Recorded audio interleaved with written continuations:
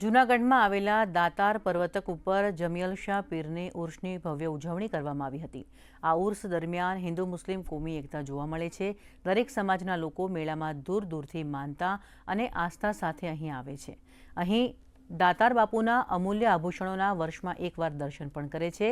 આ ઉર્સના મેળામાં આફ્રિકન મૂળના સીદી બાદશાહનું ધમાલ નૃત્ય સૌથી વધુ આકર્ષણનું કેન્દ્ર હોય છે। ઈદે મિલાદથી 5 દિવસ સુધી ચાલતા મેળામાં જ્ઞાતિ જાતિના ભેદ વિના લોકો દૂર દૂરથી આવે છે।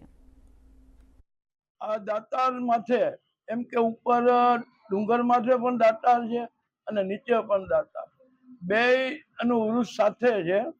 અને હિન્દુ મુસ્લિમ બંને કોમને એટલી બધી આસ્થા છે કે આખા ભારતની અંદર લોકો આવી અને માનતા માને અને એની માનતા પૂરી પણ થાય છે।